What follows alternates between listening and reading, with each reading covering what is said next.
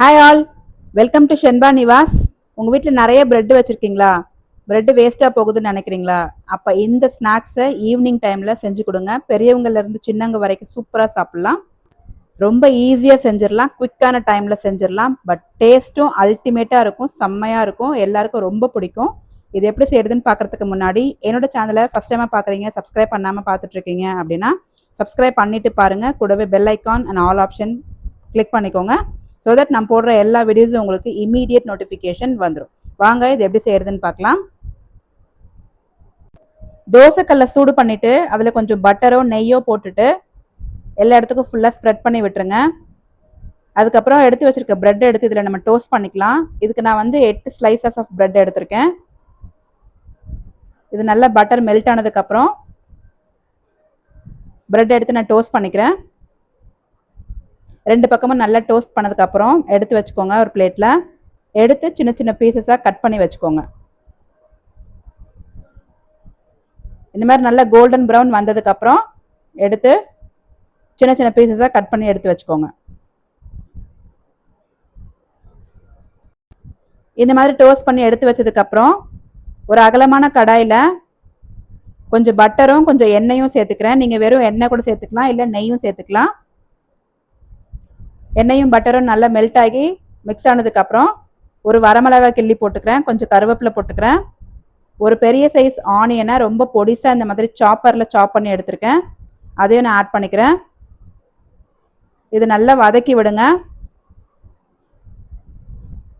அதுக்கப்புறம் ஒரு medium size தக்காளியை சின்ன சின்னதாக கட் பண்ணி இதில் ஆட் பண்ணிக்கிறேன். இப்போது இதுவும் நல்லா வதங்கட்டும். இது வதங்கிறதுக்காக ஒரு ஸ்பூன் உப்பு சேர்த்துக்கிறேன்.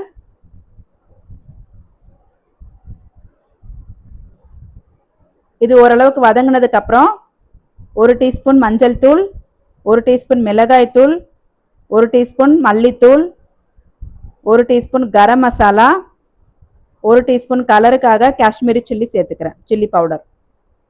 இதெல்லாம் நல்லா மிக்ஸ் பண்ணி விட்டு மசாலா வாசனை போகிற வரைக்கும் நல்லா வதக்கி எடுத்துக்கோங்க.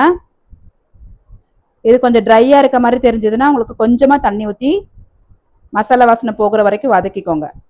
இதுக்கப்புறம் ஒரு ஸ்பூன் அளவுக்கு டொமேட்டோ சாஸ் ஊற்றிக்கிறேன். இது கொஞ்சம் நல்லா புளிப்பு டேஸ்ட் கொடுக்கும், அதுக்காக தான். இதுக்கப்புறம் ஒரு ஸ்பூன் அளவுக்கு புதினாவை சின்ன சின்னதாக கட் பண்ணி ஆட் பண்ணியிருக்கேன். இந்த புதினா நல்லா ஃப்ளேவராக இருக்கும்.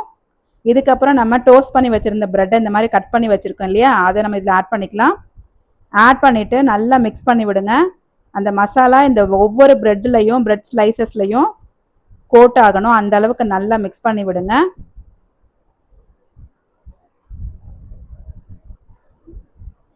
நல்லா ஒரு 2-3 மினிட்ஸ்க்கு இந்த மாதிரி நல்லா மிக்ஸ் பண்ணி விட்டுட்டே இருங்க. அப்போ தான் ஒவ்வொரு ப்ரெட்லேயும் அது கோட் ஆகும். இல்லைனா அங்கங்கே தனித்தனியாக ப்ரெட்டு தனித்தனியாக நின்றும், பிளெயினாக இருக்கும், அது சாப்பிடும்போது நல்லா இருக்காது. ஸோ நல்லா மிக்ஸ் பண்ணி விடுங்க அந்த மாதிரி. இதுக்கப்புறம் கடைசியாக கொஞ்சம் கொத்தமல்லியை சின்ன சின்னதாக சாப் பண்ணி ஆட் பண்ணிக்கோங்க. அவ்வளோதான், சூப்பரான மசாலா ப்ரெட் ரெடி ஆகிடுச்சு. ஈவினிங் டைம் ஸ்கூல் விட்டு வந்தோடனே குழந்தைங்களுக்கு இந்த மாதிரி செஞ்சு கொடுத்தீங்கன்னா ரொம்பவே விருப்பமாக சாப்பிடுவாங்க. பெரியவங்க கூட சாப்பிட்லாம். ஒரு டீயோட இந்த ஈவினிங் டைம் மசாலா பிரெட் செஞ்சு சாப்பிட்டிங்கன்னா ரொம்ப அல்டிமேட்டாக இருக்கும். இது தொட்டுக்கிறதா எதுவும் தேவையில்லை, நீங்கள் சாஸ் தொட்டே சாப்பிட்டுக்கலாம், ரொம்ப சூப்பராக இருக்கும். ட்ரை பண்ணி பாருங்கள். ட்ரை பண்ணி பார்த்துட்டு எப்படி வந்துச்சு அப்படிங்கிறத கமெண்ட் பண்ணுங்கள்.